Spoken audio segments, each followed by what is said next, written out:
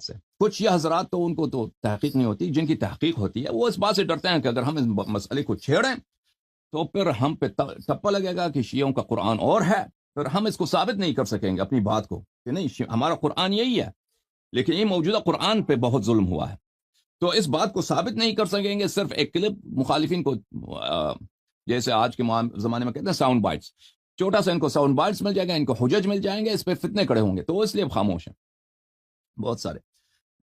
بسم اللہ الرحمن الرحیم. تحریف قرآن کے حوالے سے میں آپ کے سامنے آج شیعہ علماء کا موقف کیا ہے آپ کے سامنے رکھوں گا. پہلے میں ایک بات عرض کر دوں، ہم انصاف کے ساتھ بات کریں گے کہ شیعہ کی اکثریت آج بھی قرآن پاک کی تحریف کے قائل نہیں ہے. اقلیت جن میں حسن اللہ یاری آج کے دور میں نمایاں ہے کہ جو قرآن پاک کی تحریف کے قائل ہیں معاذ اللہ، اور معاذ اللہ قرآن پاک کو محرف مانتے ہیں. یہ چند شیعہ کے ایک چھوٹے سے گروپ کو کی طرف یہ قول ہے. یہ پہلے بھی رہے ہیں، آج سے نہیں ہے، لیکن اس دور میں سب سے بڑا اس دور کے فتنے کا جو سربراہ ہے، سرغنہ ہے، اس کو لیڈ کر رہا ہے، وہ حسن اللہ یاری. میں آپ کے سامنے شیعہ کا موقف اس حوالے سے کیا ہے دو ریفرنس دوں گا، ایک مجموع البیان طبرسی کی اور دوسری اصول کافی کا حاشیہ. پہلے ہم سنتے ہیں طبرسی کی مجموع البیان. اس کا صفحہ نمبر مقدمے کا جو صفحہ نمبر 14 ہے، یہاں سے کلام شروع. آپ دیکھیں عبارت میں آپ کے سامنے بیان کرتا ہوں. من ذالک الکلام فی زیادت القرآن و نقصانہ فإنہ لا یلیق بالتفسیر، کہ جو کلام ہے قرآن پاک کے زیادہ یا کم ہونے کا یہ تفسیر سے لائق نہیں. فَأَمَّا الزِّيَادَةُ فِيهِ فَمُجْمَعٌ عَلَىٰ بُطْلَانِهِ، جہاں تک تعلق ہے قرآن پاک پہ زیادتی کا تو یہ مجمع علیہ ہے، یہ بالکل سب کا اجماع ہے، قرآن پاک پہ کوئی زیادتی نہیں ہوئی. اما نقصان منہ فقد روا جماعت من اصحابنا، اور جہاں تک تعلق ہے قرآن میں کمی کا تو ہمارے اصحاب کی یعنی شیعہ کے ایک گروہ کی یہ قول ضرور ہے. وقوم من حشویت العامہ، اور حشویہ جو عام حشویہ ایک شیعہ کی قسم ہے، اس کا یہ عام قول یہی ہے ان فی القرآن تغییرا او نقصانا، کہ معاذ اللہ قرآن میں تغییر اور نقصان ہوا ہے، کمی ہوئی ہے. والصحیح من مذہب اصحابنا خلافہ، آگے کہتے ہیں کہ لیکن صحیح مذہب ہمارے اصحاب کا یعنی شیعہ کا اس کے برخلاف ہے. وَهُوَ الَّذِي نَاصَرَهُ الْمُرْتَضَىٰ، پھر انہوں نے ایک حوالہ بھی دیا. اس کے بعد کہتے ہیں کہ اس کی وجہ کیا ہے. اس کی وجہ بیان کرتے ہوئے آگے لکھتے ہیں کہ قرآن پاک کو بڑی حفاظت کے ساتھ، بڑی جد و جہد کے ساتھ کی حفاظت کی گئی، اس وجہ سے قرآن پاک میں کوئی تغیر و تبدل نہیں. فَإِنَّ الْعِنَایَةَ اشْتَدَّتْ وَالدَّوَاعِی تَوَافَرَتْ عَلَىٰ نَقْلِهِ وَحَرَاسَتِهِ، کیونکہ اس کے جو عنایت، اس کی طرف توجہ بہت زیادہ کی گئی، اور اس کے نقل اور اس کی حفاظت میں کہ دواعی بہت زیادہ تھے. اور پھر وبلغت الی حد لم یبلغہ فیما ذکرناہ، اور اس حد تک پہنچ گئے کہ جس میں جو اس حد تک پہنچ گئے جو ہم نے ذکر کر دی ہے. مطلب یہ ہے کہ قرآن پاک کی بہت مسلمانوں نے حفاظت کی. پھر آگے کرتے ہیں لِأَنَّ الْقُرْآنَ مُعْجِزَةُ النَّبُوَّةِ وَمَأْخَذُ الْعُلُومِ الشَّرْعِيَّةِ وَالْأَحْكَامِ الدِّینِیَّہ، کیونکہ قرآن پاک معجزہ ہے اور نبی پاک صلی اللہ علیہ وسلم کا معجزہ ہے، اور علوم شرعیہ اور احکام دینیہ کا ماخذ ہے، روٹ ہے، یہاں سے ہی نکلتے ہیں. وعلماء الاسلامی قد بالغوا فی حفظہ وحمایتہ الغایۃ، اور مسلمانوں کے علماء اس کی حفاظت میں اور اس کی حمایت میں انتہا درجے کو پہنچے. حتی عرفوا کل شیء اختلف فیہ من اعرابہ وقراءتہ وحروفہ وآیاتہ، یہاں تک کہ انہوں نے ہر شے کو جانا جس میں مختلف اختلاف تھا، مثلا اس کی قراءت، اس کے اعراب، اس کے حروف، اس کی آیات، سب کو انہوں نے اس سب چیزوں کو پہچانا. فَكَيْفَ يَجُوزُ أَن يَكُونَ مُغَيَّرًا أَوْ مَنْقُوصًا، یہ کیسے ہو سکتا ہے قرآن کو بدل دیا گیا ہو یا منقوص یا کمی کر دی گئی ہو. مَعَ الْعِنَایَةِ الصَّادِقَةِ وَالضَّبْطِ الشَّدِيدِ، اور اتنی عنایت صادقہ، سچی توجہ اور اس ضبط شدید کے ساتھ کس طرح ہو سکتا ہے قرآن میں پاک میں کوئی کمی کی گئی ہو.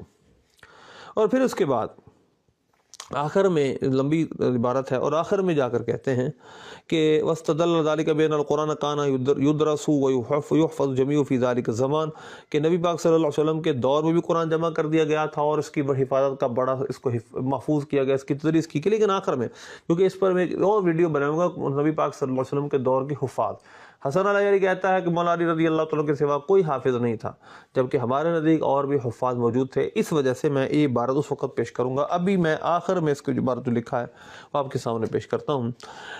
کہتے ہیں کہ جو بعض لوگوں نے اس کے برخلاف روایات بیان کی ہیں، فَإِنَّ الْخِلَافَ بِذَلِكَ مُضَافٌ إِلَىٰ قَوْمٍ مِّنْ أَصْحَابِ الْحَدِيثِ، وہ کچھ محدثین نے اس میں اختلاف کچھ روایات بیان کی ہیں۔ فَنَقَلُوا أَخْبَارًا ضَعِيفَةً ظَنُّوا صِحَّتَهَا، انہوں نے کچھ ضعیف خبریں، ضعیف روایات بیان کی ہیں جن کی انہوں نے صحت کا گمان کیا۔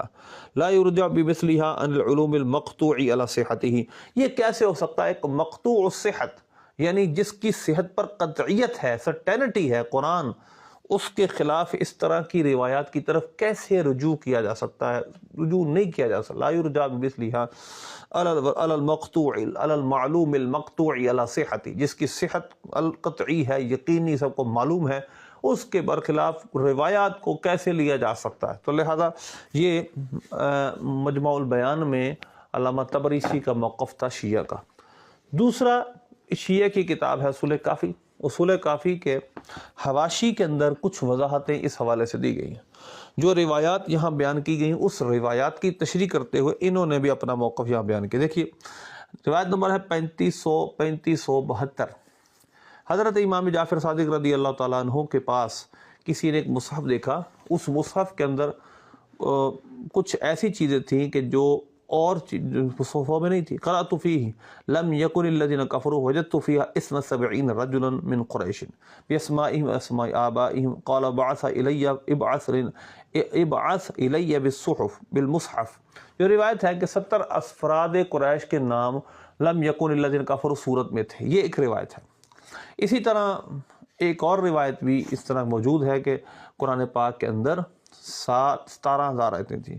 تو اس کی تعویل و تفسیر میں، اس کی تعویل میں، اس کی تشریح میں، اس کے حاشیے میں لکھا ہے کہ لعل المراد انه قد وجد تلك الاسماء المكتوبة في ذلك المصحف تفسيرا لقوله لم يكن الذين كفروا ماخوذة من الوحي لا انها كانت من اجزاء القرآن، کہ یہ ہو سکتا ہے اس سے مراد تفسیر کے طور میں 70 نام انہوں نے لکھ دیے ہوں، یہ مراد ہو سکتی ہے۔ اب آگے وضاحت بڑی قابل غور ہے۔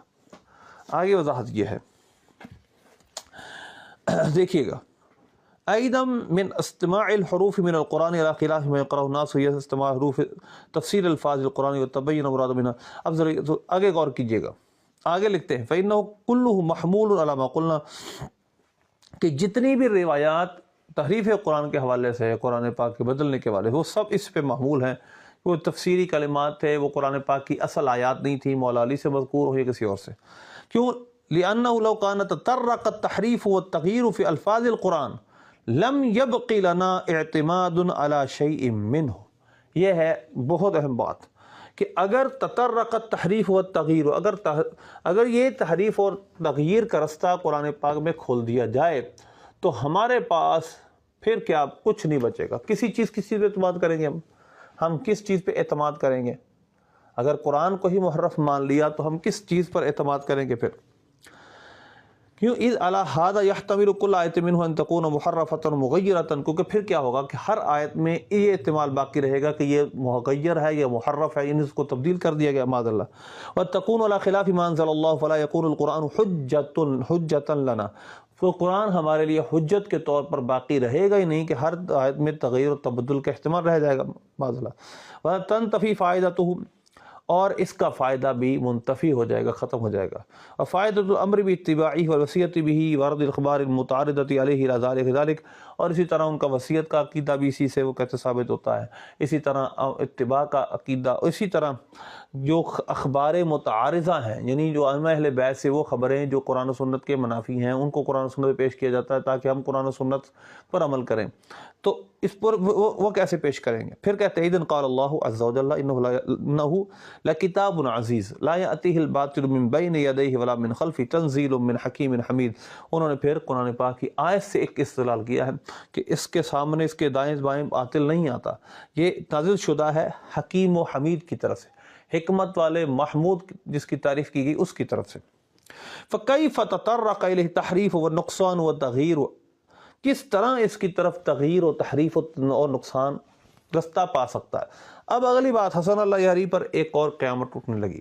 انا نحن نزلنا ذکر کے بارے میں یہ کہتا ہے کہ یہ تو اس کی تفسیر میں تو اور کلمات بھی، معاذ اللہ یہ کہتا ہے قرآن کے بارے میں، حالانکہ یہاں پر وَإِذًا قال اللہ عز وجل انا نحن نزلنا الذکر وانا له لحافظون، کہ ہم نے یہ ذکر نازل کیا اور ہم ہی اس کی حفاظت کرنے والے ہیں۔ ابھی بات ختم نہیں ہوئی، یہ آپ کو میں حوالہ تان دکھا دوں، اس کے بعد اگلی عبارت پڑھتے ہیں۔ دیکھیں جی، حسن اللہ یاری اور اس جیسے لوگ، انہی کے مذہب کے لوگ یہ بات کہہ رہے ہیں قرآن پاک کے بارے میں کہ جو آپ روایات بیان کر رہے ہیں یہ سب غلط ہیں، یہ کسی طرح بھی تعویل کریں گے نہیں تو پھر رد کر دیں گے، قرآن کو ہی ہم مانیں گے، قرآن پاک کو حتمی مانیں گے، مکمل مانیں گے۔ سنیے گا آگے، فقد استفاد عن النبی صلی اللہ علیہ وسلم والائمۃ علیہم السلام حدیث، ایک حدیث مروی ہے نبی پاک صلی اللہ علیہ وسلم سے، ائمہ اہل بیت سے، وہ کیا ہے؟ عرض الخبری مروی عنہم علیہ السلام علی کتاب اللہ، کہ ہر وہ خبر جو ان سے مروی ہو اس کو کتاب اللہ پہ پیش کیا جائے، لیعلم صحتہ بموافقتہ لہ وفسادہ، لیعلم صحتہ ویعلم فسادہ بمخالفتہ، کہ تاکہ اس کا فساد اور صحت معلوم کیا جا سکتے۔ میں آپ ابھی پیش کرتا ہوں رسول کافی سے وہ روایات بھی جس میں قرآن پاک پر ان سے منقول روایتوں کو پیش کرنے کا ذکر ہے۔ کہتے ہیں وَإِذَا كَانَ الْقُرْآنُ الَّذِي بِأَيْدِينَا مُحَرَّفًا مُغَيِّرًا فَمَا فَائِدَةُ الْأَرْضِ، کہ جب ہمارے پاس معاذ اللہ جو قرآن ہے اگر یہ محرف ہوگا اور اس میں تب مغیر ہوگا تو پھر ان اخبار کو جو ائمہ اہل بیت سے مذکور ہیں اور یہاں تعلیمات میں شامل ہیں کہ وہ خبریں ہم قرآن پہ پیش کریں، تو پھر یہ فائدہ کیا ہوگا؟ قرآن پاک میں تو معاذ اللہ پہلے کہہ چکے ہیں تبدیلی ہوئی ہے، تو معاذ اللہ پھر کیا پتا کہ قرآن پاک کی آیت کس طرح تھی پہلے، معاذ اللہ۔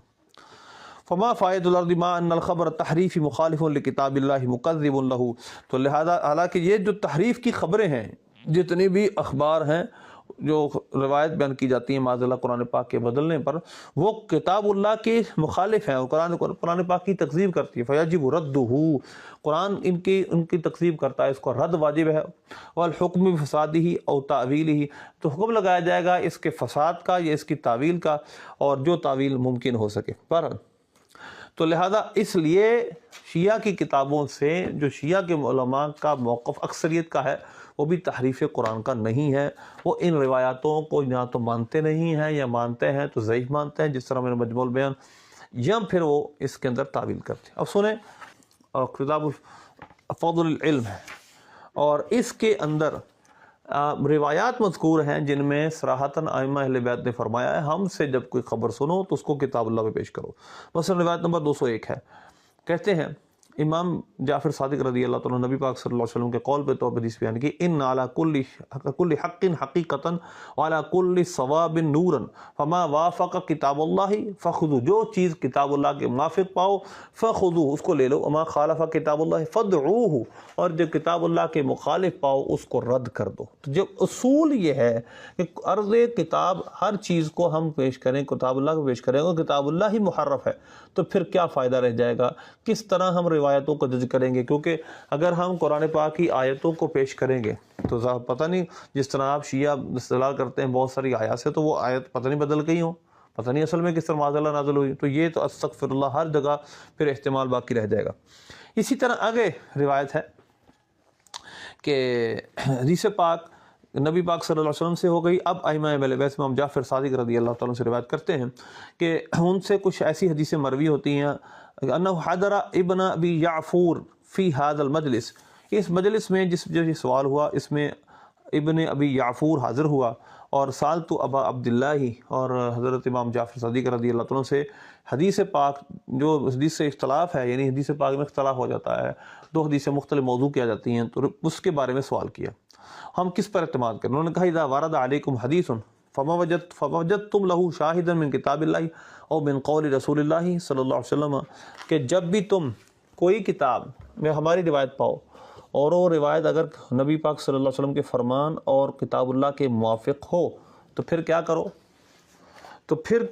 اگر کتاب اللہ کے موافق ہو اور رسول پاک صلی اللہ علیہ وسلم کے قول کے موافق ہو تو ٹھیک ہے، وَإِلَّا فَالَّذِي جَاءَكُمْ بِهِ أَوْلَى بِهِ، وگرنہ پھر قرآن پاک پر اور حدیث متواترہ پہ عمل ہوگا، خبر مشہورہ پہ عمل ہوگا۔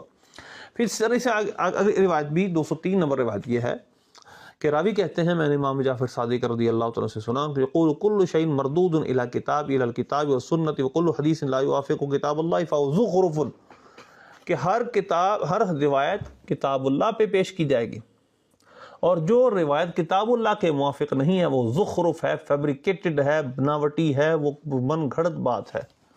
ٹھیک ہے جی۔ اسی طرح اگلی روایت 204 نمبر ہے، ما لم یوافق من الحدیث قرآن فہو زخرف، جو حدیث قرآن کے موافق نہ ہو وہ زخرف ہے۔ اسی طرح آگے دیکھیں، اگلی روایت دیکھیں کہ حضرت امام جعفر صادق رضی اللہ عنہ روایت کرتے ہیں قال خطب النبی صلی اللہ علیہ وسلم بمنا فقال ایھا الناس ما جاءکم عنی یوافق کتاب اللہ فانا قلتہ، کہ جو تمہارے پاس کوئی چیز میری طرف سے آئے اگر کتاب اللہ کے موافق ہے تو میں نے کہی، اما جاءکم یخالف کتاب اللہ فلم اقلہ، اور جو کتاب اللہ کے مخالف آئے گی وہ میں نے نہیں کہی۔ ٹھیک ہے جی۔ اس سے اگلی روایت دیکھیں، حضرت امام جعفر صادق رضی اللہ عنہ سے روایت ہے من خالف کتاب اللہ وسنت محمد فقد کفر، جس نے کتاب اللہ کی مخالفت کی یا نبی پاک صلی اللہ علیہ وسلم کی سنت کی مخالفت کی اس نے کفر کیا۔ تو لہذا یہ بات مسلمہ ہے کہ شیعہ سنی دونوں کتابوں میں کہ روایت کو قرآن پہ پیش کیا جاتا ہے، نہ کہ روایت کے ذریعے معاذ اللہ قرآن پاک کی تکذیب کی جائے۔ یہ بالکل اصول کے برخلاف۔ دیکھیے گا یہ ایک اصول ہے جو آپ کی اصول کافی کی صفحہ نمبر 36 پہ لکھا ہے، ان حدیثوں کے پیچھے، کہ کسی نے پوچھا تھا کہ دو روایتیں آ جاتی ہیں، ثقہ راوی، دونوں ثقہ راوی ہوتے ہیں، اور رواہم الثقات عنکم، دونوں راوی جو روایت کر رہے ہوتے ہیں وہ ثقہ ہوتے ہیں اور آپ سے دونوں روایتیں ہوتی ہیں لیکن مضامین مختلف ہوتے ہیں، تو کیا کیا جائے؟ ہم کیا اس پر عمل کریں نہ کریں؟ کہنے لگے وَيُنظَرُ فَمَا وَافَقَ حُكْمُ حُكْمَ الْكِتَابِ وَالسُّنَّةِ وَخَالَفَ الْعَامَّةَ فَيُؤْخَذُ بِهِ وَيُتْرَكُ مَا خَالَفَ حُكْمُهُ حُكْمَ الْكِتَابِ وَالسُّنَّةِ وَوَافَقَ الْعَامَّةَ، کہ نمبر 1 کتاب اللہ، سنت اور عامہ مسلمانوں کی اکثریت جس پہ ہو، اگر وہ اس کے مطابق ہو تو لے لو، اگر اس کے مطابق نہیں ہے تو پھر کتاب اللہ، سنت رسول اللہ، سنت رسول پاک صلی اللہ علیہ وسلم اور عامۃ المسلمین کا قول لے لو۔ یہ آپ کی کتاب ہے اصول کافی، اس کے اندر روایات ہیں، ان روایتوں میں یہ بات۔ لہذا اگر ہم معاذ اللہ قرآن پاک کو معرف مان لیں گے تو بتائیں وہ کیا شے ہمارے پاس رہ جائے گی جس پر ہم ائمہ اہل بیت کے اور حدیث پاک کو پیش کریں گے؟ تو لہذا تغییر قرآن کا قول کرنا معاذ اللہ ثم معاذ اللہ، اس میں دین کا ہی معاذ اللہ سب کچھ ختم کرنا ہے۔ پھر حسن اللہ جن آیتوں کو پڑھتا ہے پتہ نہیں کس طرح نازل ہوئی تھی، استغفر اللہ، پھر تو ہر جگہ ہی شک آ جائے گا۔ تو لہذا محرف قرآن، تحریف قرآن کا عقیدہ ہمارے نزدیک کفر ہے، جو یہ عقیدہ رکھے وہ کافر ہے۔ اللہ ہم سب کو محفوظ رکھے۔